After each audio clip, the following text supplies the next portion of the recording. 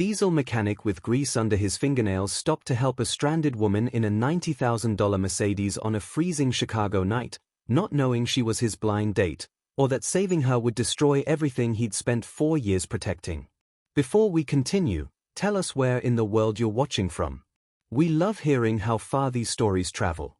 Damon Wright stood under the flickering streetlight on Lake Shore Drive, his hands deep in the engine of a car that cost more than he'd make in 3 years, and tried not to think about the fact that he was already 20 minutes late to a blind date he absolutely did not want to go on. The woman standing beside him, designer heels, cashmere coat, the kind of put-together that screamed old money, kept checking her phone and sighing like the world was ending because her alternator had other plans. "How long do you think this will take?" Her voice had that particular Chicago North Shore accent, the kind that came from private schools and country clubs Damon would never set foot in. Damon didn't look up from the engine. "Depends. You want me to patch it so you can limp to a garage, or you want a miracle?" "I have somewhere extremely important to be." She checked her watch. Cartier, probably real. "I'm already late." "Yeah, you and me both." Damon grabbed his portable jump starter from his truck, the same beat-up Ford F-150 he'd been driving since his daughter Iona was born. The truck that had his company name painted on the side in letters that were starting to peel, Wright Diesel Repair. Small operation. Honest work. Nothing fancy. What this woman in her Mercedes didn't know, what nobody in Chicago knew except his sister and his 4-year-old daughter, was that Damon Wright had a PhD in mechanical engineering from MIT. That before Iona's mother died giving birth, he'd been 3 weeks away from accepting a 6-figure job at Tesla's Advanced Propulsion Lab. That he'd walked away from all of it because raising a baby alone while traveling for work wasn't possible, and the only family he had was his sister Maya in Chicago's South Side. So Dr. Damon Wright became diesel mechanic Damon Wright. And he'd made peace with that choice every single day for 4 years. Until tonight. Until his sister set him up on a blind date with some corporate executive named Victoria, who apparently needed to meet a good man with real values. Until he'd promised Iona he'd try to be happy again, and she'd drawn him a picture of Daddy and his new friend, that currently sat folded in his wallet like a prayer. "There!" Damon slammed the hood. "That'll get you where you're going. But get it to a real mechanic tomorrow. This is a band-aid, not a fix." The woman, mid-30s, striking in that expensive way, eyes that probably missed nothing in a boardroom, pulled out her wallet. "What do I owe you?" "Nothing. Merry Christmas." Damon was already walking back to his truck. "Wait." She followed him. "You can't just, I should at least give you something for your time." Damon turned around, and for the first time really looked at her. Something in her face seemed familiar, but he couldn't place it. "You said you had somewhere important to be." "So do I. We're both late. Call it even." She tilted her head, studying him in a way that made Damon suddenly aware that his hands were covered in grease and his jacket had a patch on the elbow where Iona had accidentally burned it with her Easy-Bake Oven. "The restaurant you're going to, is it Prime House 60 by any chance?" Damon's stomach dropped. "How did you?" "I'm Victoria Ashford." She held out her hand, then saw his grease-stained fingers and smiled instead. "And I'm guessing you're Damon. Maya's brother. My blind date." 20 minutes later, they sat across from each other in a leather booth at Prime House 60, where the cheapest steak cost what Damon charged for a full transmission rebuild. Victoria had insisted on this place. Damon had agreed because Maya had begged him to just try, and because Iona had made him promise. "So," Victoria said, after they'd ordered and the waiter had stopped hovering like Damon might use the wrong fork. "Maya tells me you're a mechanic." "Diesel specialist," Damon corrected. "Mostly commercial trucks. Some fleet work for the CTA." "That's different." The way she said it made it clear different meant beneath her usual circle. "And you have a daughter?" "Iona. She's 4. Smartest kid you'll ever meet." Damon pulled out his phone, showed her a picture of Iona in her favorite purple dress, grinning with that gap-toothed smile that could light up the South Side. Something flickered in Victoria's expression. Softened. "She's beautiful. Maya mentioned you're raising her alone." "Her mother died during childbirth. Complications nobody saw coming." Damon put the phone away, hating how this part always made people uncomfortable. It's been me and Iona since day one. I'm sorry. That must be incredibly difficult. The thing was, Victoria sounded like she meant it. Not the polite sympathy people usually offered, but genuine understanding. And when their food came and she started asking real questions, not about his job or his income, but about Iona's personality, what books she liked, what made her laugh, Damon felt himself relaxing despite the suit and tie crowd surrounding them. She wants to be an astronaut, Damon said, halfway through a story about Iona's obsession with the Mars rover. Built a rocket out of paper towel tubes last week. Launched it off the couch. Nearly gave my sister a heart attack. Victoria laughed, and it was real. Unguarded. Sounds like she got your engineering brain. Damon froze. I never said I was an engineer. Victoria's smile didn't fade, but something sharpened in her eyes. Maya mentioned it. That you studied engineering before Iona. It was a lie. Damon knew it was a lie because Maya didn't tell people about his MIT degree. They'd agreed years ago. It raised too many questions, created too many assumptions about why he was wasting his education on blue-collar work. What else did Maya tell you? Damon kept his voice casual, but his instincts, the ones that had gotten him through Southside Chicago and MIT's cutthroat engineering program, were screaming that something was wrong. Just that you're a good man. A great father. That you deserve someone who sees that. Victoria reached across the table, put her hand over his. Her fingers were soft, manicured. The kind of hands that had never changed oil or held a wrench. I see it, Damon. I see you. Damon should have felt something. Connection. Hope. The beginning of whatever Maya had promised this blind date would be. Instead, he felt like he was being sized up. Evaluated. Like Victoria Ashford was running calculations behind those striking eyes, and he was the variable she hadn't quite solved. His phone buzzed. Text from Maya, how's it going? She seems nice, right? Please tell me you're not sabotaging this. Damon excused himself to the restroom, called his sister from a bathroom that probably cost more to renovate than his entire apartment. Maya, what exactly did you tell Victoria Ashford about me? Just the basics?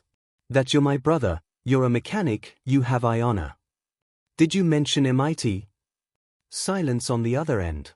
Then, how did she know about that? That's what I'm asking you. Damon, I swear, I didn't say anything. She must have, maybe she looked you up?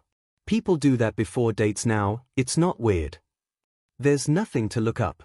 I don't have social media. My business is word of mouth. Unless someone specifically searched academic databases for my thesis, Damon stopped. Felt eyes slide down his spine. Maya. Who is Victoria Ashford? And I don't mean what she does for work. I mean who is she really? She's a consultant. Strategic development or something corporate like that. She works with, oh God, Damon, she works with the CTA. On fleet modernization. Damon walked back to the table on autopilot. Sat down across from Victoria, who was studying the dessert menu like she hadn't just been caught in a lie by omission. You knew who I was before tonight, Damon said quietly. Victoria set down the menu. No denial. No surprise. I did. How long? 3 weeks. Since the CTA board meeting where they discussed your proposal for the electric bus conversion pilot program. She leaned back in the booth, and the softness was gone now. What replaced it was sharp. Professional. The real Victoria Ashford. The one you submitted under Wright Diesel Repair.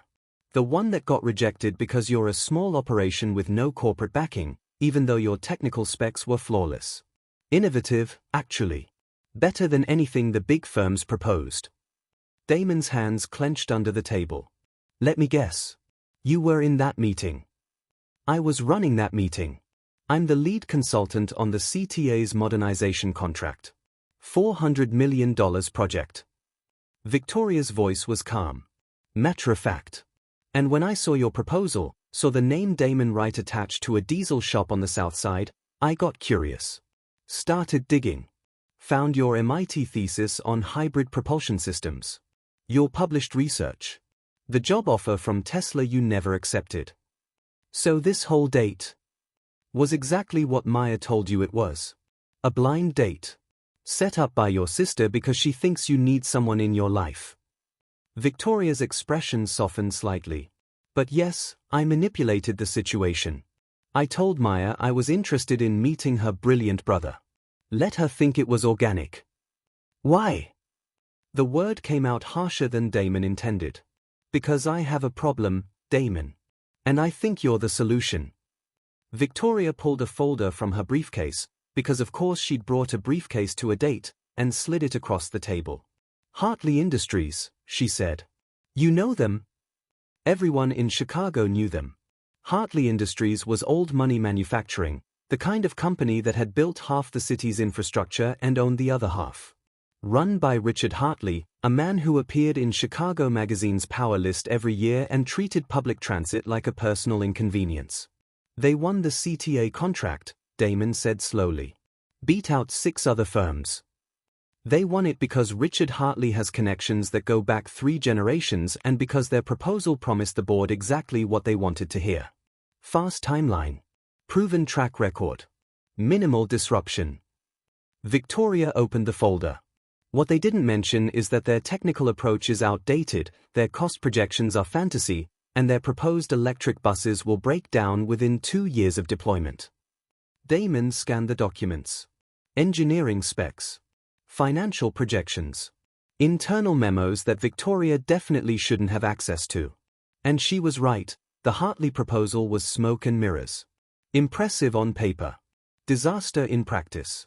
You're showing me confidential client information, Damon said.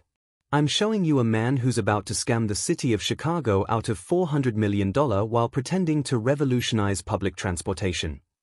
Victoria's voice went cold. Richard Hartley is a bully and a fraud. He steamrolls anyone who questions him.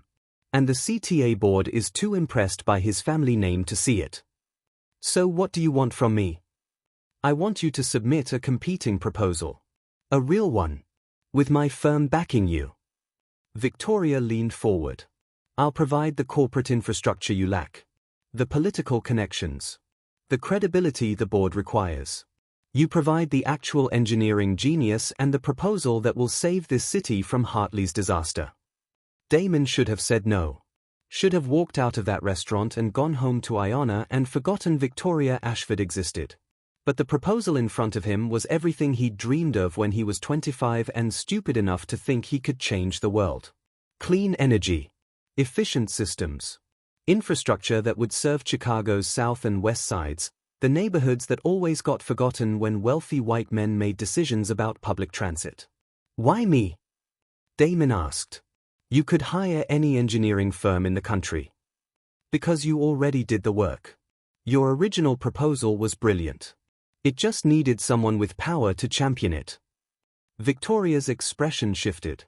Became almost vulnerable. And because Richard Hartley humiliated my father 20 years ago.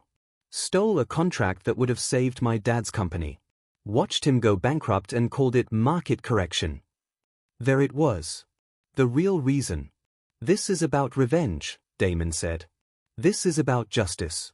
And yes, the fact that destroying Richard Hartley in the process would be personally satisfying. Victoria didn't blink. I'm not going to pretend this is purely altruistic, Damon.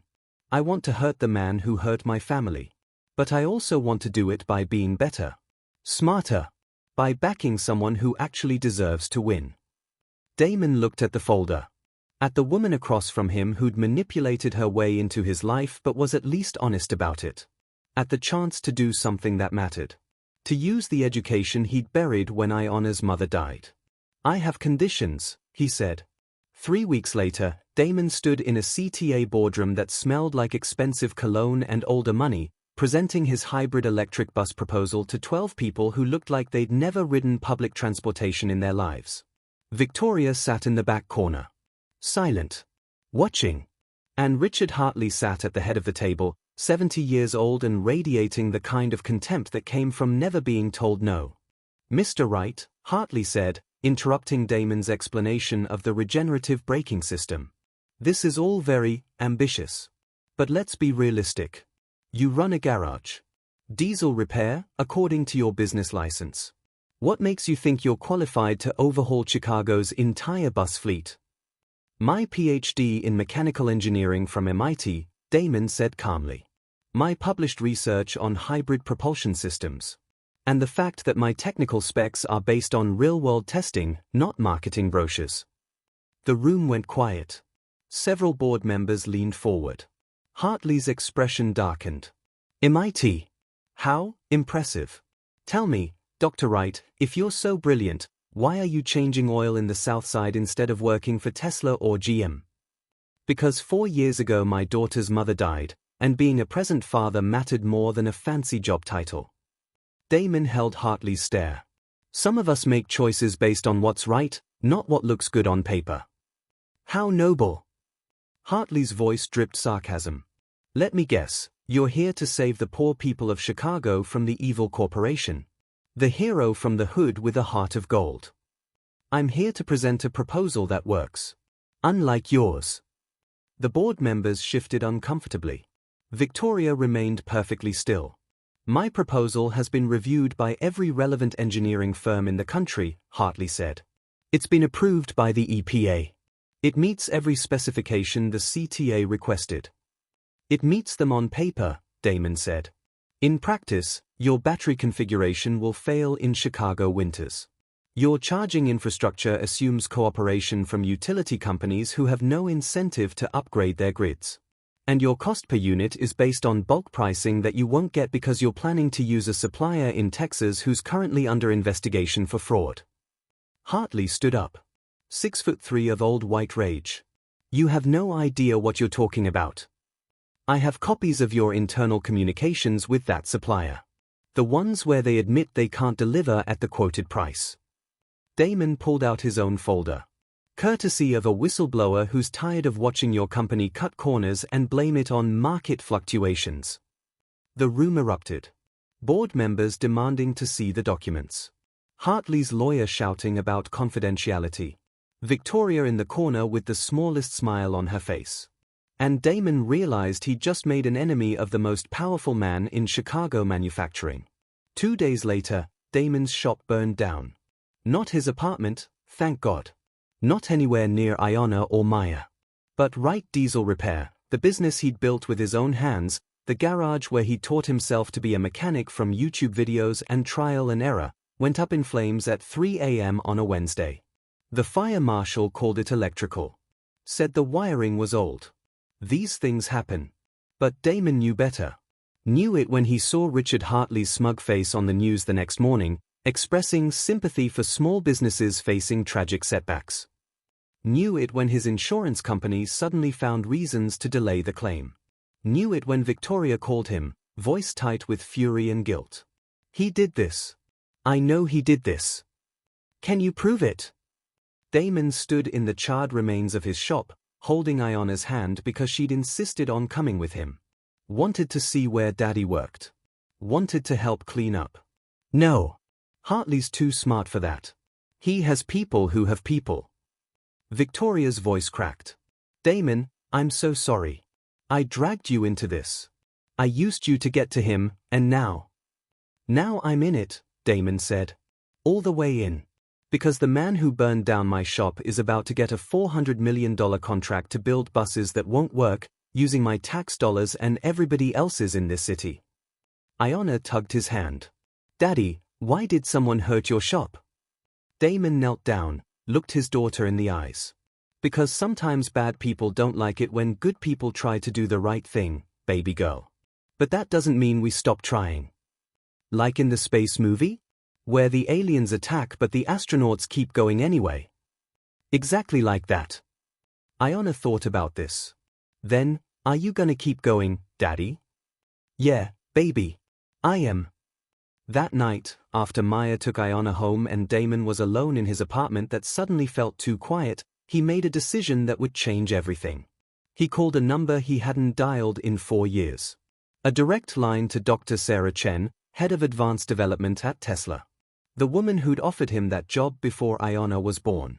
Who'd told him the door would always be open. Damon Wright, Sarah said, answering on the second ring like it hadn't been years. I heard you were making waves in Chicago. Something about embarrassing Richard Hartley? I need a favor, Damon said. A big one. Name it. I need Tesla to submit a joint proposal with me for the CTA contract. Your company's name and resources. My design. Equal partnership. Silence on the other end. Then, you know Richard Hartley will go to war over this. He's already trying to destroy you, and that's just from a small diesel shop.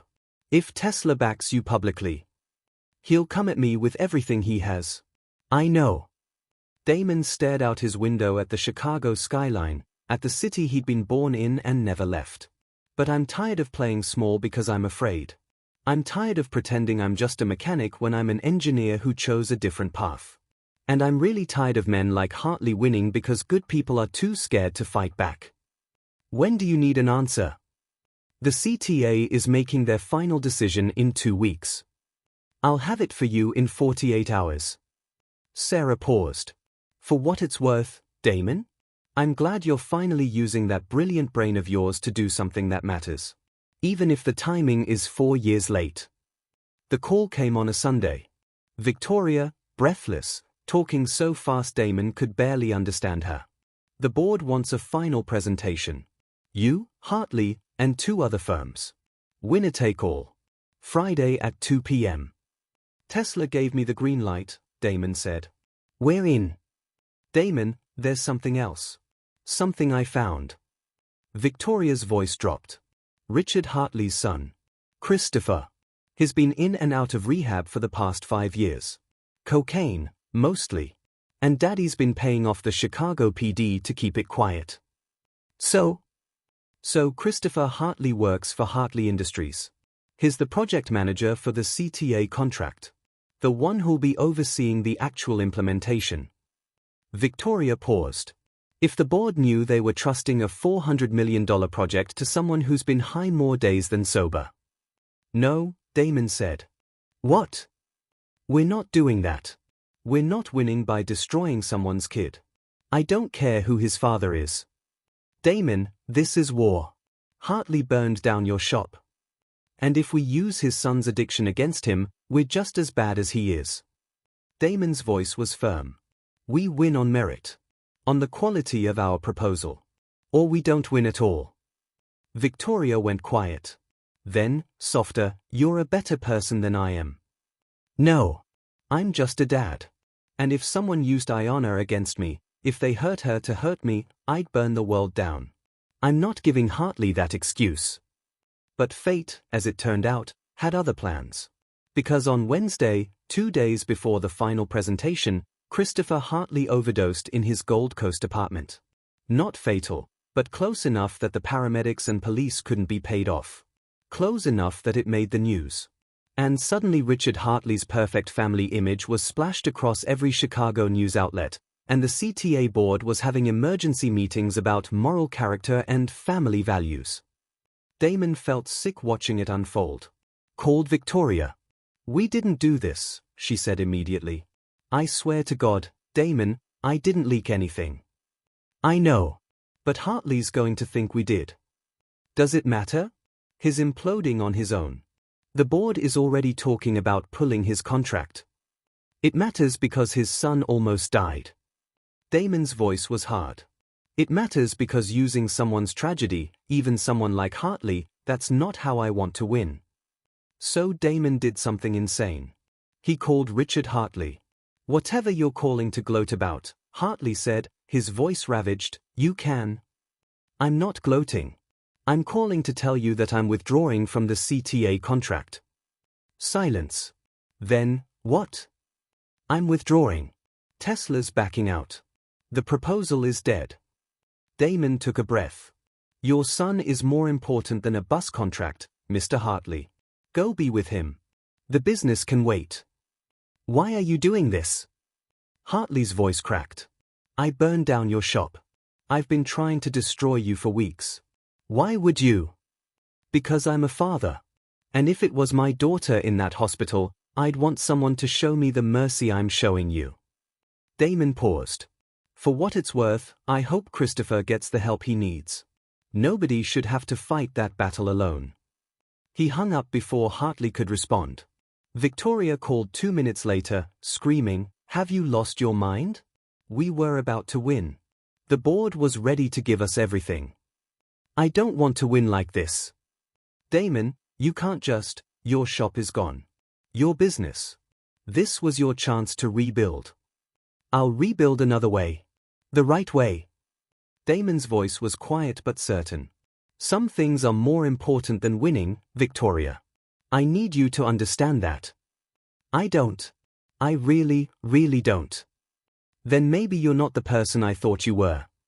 Damon hung up. For 3 days, Damon heard nothing. The CTA postponed their decision. Hartley disappeared from public view. Victoria stopped calling. And Damon went back to the basics, picking up freelance mechanic work, helping Maya with Iona, trying to figure out how to restart a business with no shop and no money. On the 4th day, someone knocked on his apartment door. Richard Hartley stood in the hallway, 70 years old and looking every day of it. No suit. No lawyers. Just a father who'd almost buried his son. "He's alive," Hartley said. "Christopher. He's going to rehab.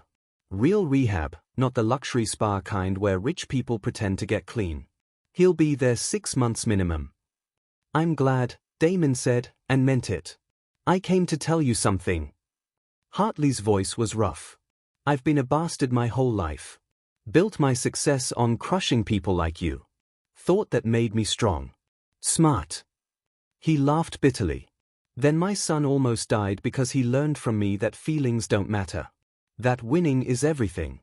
That people are just obstacles." Damon didn't say anything. Let the man talk. "You showed me mercy when I deserved none. You chose my son over your own success. That's..." Hartley's voice broke. "That's the kind of man I should have been. The kind of father I should have been. Mr. Hartley, I'm withdrawing from the CTA contract. Officially. Publicly." Hartley met Damon's eyes. "And I'm recommending they give it to you. To your proposal. Because it's the best one, and this city deserves better than my smoke and mirrors." "I withdrew my proposal," Damon said. "Then unwithdraw it. Submit it again. I'll personally advocate for it with the board." Hartley pulled out a business card. "And when you win, because you will win, I want you to use my manufacturing facilities. My resources. Whatever you need to actually build those buses and make them work." Damon stared at the card. "Why would you do that?" "Because you gave me back my son. Not by leaking his addiction. Not by weaponizing his pain. But by showing me that being a father, being a decent human, matters more than any contract." Hartley's hand was shaking as he held out the card. "Let me help you win the right way, Damon. The way you tried to teach me." 3 weeks later, the CTA board unanimously approved the Wright Tesla hybrid electric bus proposal. With Hartley Industries manufacturing support. With Victoria's firm providing strategic implementation oversight. With Damon's designs at the center of it all. The press called it the most innovative public transit project in the country. Chicago called it a Christmas miracle. Damon called it the beginning of something he'd stopped believing in 4 years ago, proof that you could be both a present father and a successful engineer. That you didn't have to choose between doing right and doing well. 6 months later, Damon stood in a brand new facility on the South Side, not just a diesel shop anymore, but Wright Advanced Transportation Systems. A proper engineering firm. With a staff of 12. With contracts across 3 cities. Iona ran through the pristine workshop in her space-themed overalls, pointing at the prototype electric bus and asking questions that would stump most mechanical engineers. "Daddy, if the battery runs out, do the people have to push?" "No, baby. That's why we have the backup generator." "But what if the generator breaks?" "Then we fix it. That's what engineers do." Victoria appeared in the doorway, no longer just a consultant but a partner. Damon's partner. In business and, surprisingly, in life. Because somewhere between the contract negotiations and the late-night proposal revisions and the moment she'd met Iona and gotten down on the floor to play astronauts, Victoria Ashford had stopped being the woman who manipulated her way into his life and started being the woman who chose to stay. "Board meeting in 20, she said, then kissed him quickly. "Your investor is early." Richard Hartley walked in, looking healthier than Damon had ever seen him. Clean. Sober. Present. He'd sold majority control of Hartley Industries 6 months ago. Put the money into a foundation for addiction recovery. Became a different man. "Iona," Hartley said, kneeling down. "I brought you something." He handed her a book, Women in Space Exploration. Iona's eyes went wide. "Thank you, Mr. Richard." She hugged him unself-consciously, and Damon watched this 70-year-old former cutthroat businessman nearly cry. "Thank you," Hartley said quietly to Damon after Iona ran off to show Maya her new book. "For saving more than just my son. For saving me." "You saved yourself," Damon said. "I just gave you a reason to try." That night, after the meetings and the negotiations and the celebration dinner, Damon sat on his apartment balcony with Victoria. Same city view. Same Chicago skyline. Different life. "You ever regret it?" Victoria asked. "Walking away from Tesla the first time? All those years just being a mechanic?" Damon thought about it. About the grease under his fingernails and the late mortgage payments and the times he'd wondered if he'd made the wrong choice. "No," he said finally. "Because those years made me the father Iona needed. The man I needed to be. And they taught me that sometimes the smallest life, the one nobody notices, that's where you learn to be big." Victoria leaned against him. "For a diesel mechanic, you're pretty wise." "I'm an engineer," Damon corrected with a smile. "Who happens to know his way around an engine?" Below them, Chicago glowed.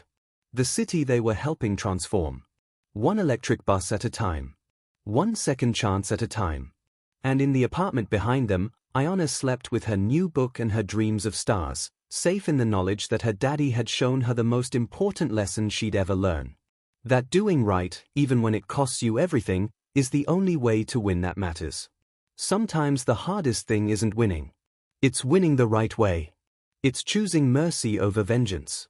It's remembering that even your enemies are human. And sometimes the person who stops to help you on the side of the road isn't just fixing your car, they're showing you what it means to be better than your worst moments. If this story reminded you that character matters more than contracts, that fatherhood means more than titles, and that second chances are real for anyone brave enough to take them, hit that subscribe button. Because these are the stories that prove good people can finish first.